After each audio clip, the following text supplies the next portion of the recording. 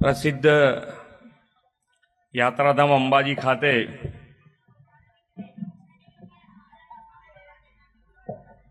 શ્રી 51 શક્તિપીઠ પરિક્રમા મહોત્સવના શુભારંભ પ્રસંગે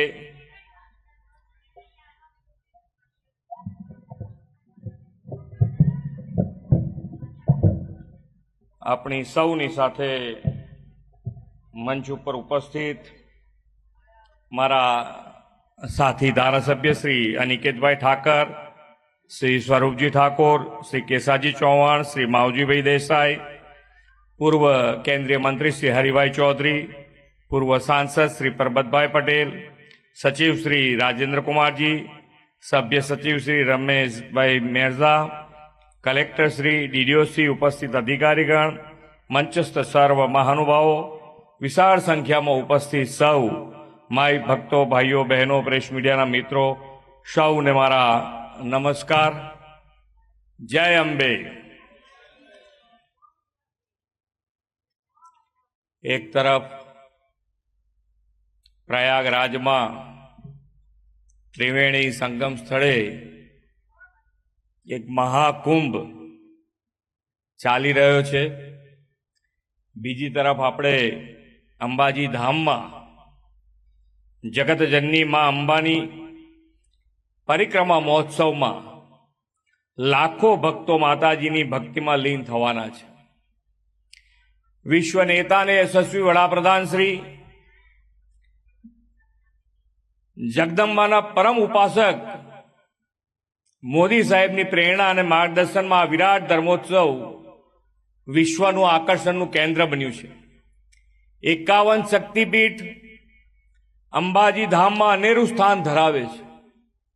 દેશના અન્ય સ્થળોએ જે શક્તિપીઠ છે તે બધા જ શક્તિપીઠના દર્શન પૂજન એક જ સ્થળે અંબાજી ધામમાં લોકો કરી શકે તેવું વડાપ્રધાનશ્રીનું વિઝન સાકાર થયું છે.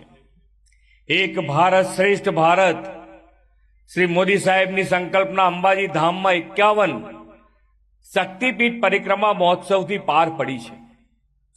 આદરણીય શ્રી નરેન્દ્રભાઈ અંબાજી શક્તિપીઠ ખાતે દર્શન પૂજા અર્ચન માટે આવનાર ભાઈ ભક્તો એક જ સ્થળે 51 શક્તિપીઠના દર્શન કરી શકે તેવી કલ્પના કરી હતી. તેના પ્રયાસોના પરિણામે અંબાજી ખાતે 51 શક્તિપીઠનું નિર્માણ થયું છે.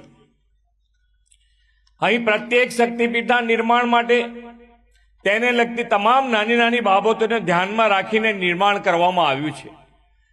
પ્રત્યેક આદ્ય શક્તિપીઠની ધાર્મિક વિધિથી દર્શન પૂજા પદ્ધતિ અહીં થાય તેવું આયોજન પણ છે.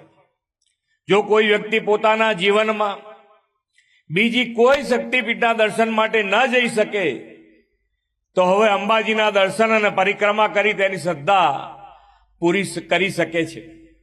આવા પવિત્ર પરિક્રમા મહોત્સવનું આયોજન વડાપ્રધાનશ્રીના દિશા દર્શનમાં થયું છે. એનો આજથી શુભારંભ થઈ રહ્યો છે. તેમના માર્ગદર્શન હેઠળ ગબ્બર ખાતે ભારતના સૌથી મોટા લાઇટ એન્ડ સાઉન્ડ શોની પણ શરૂઆત થઈ છે.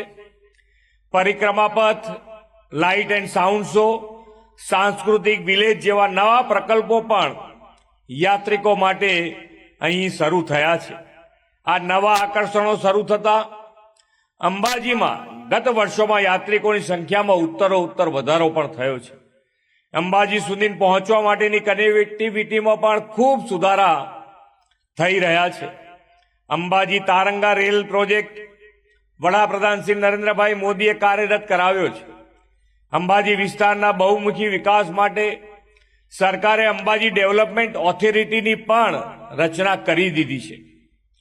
યાત્રિકોને ઉત્તમ સુવિધા મળે ને અહીં પ્રવાસન વધે તેવા હેતુ સાથે અંબાજી કોરિડોર વિકાસ પણ કરી રહ્યા છે, જે 2 તબક્કામાં પૂર્ણ કરવામાં આવશે અને 1200 કરોડ રૂપિયાનો ખર્ચ અહીંયા કરવાના છે. વડાપ્રધાન શ્રી નરેન્દ્રભાઈએ દેશના વિરાસત બીનો મંત્ર આપ્યો છે. સનાતન સંસ્કૃતિની જાળવણી માટે પ્રાચીન ભાષા સંસ્કૃતના શિક્ષણથી અંબાજીમાં એનું એ વિરાસતનું જતન થઈ રહ્યું છે.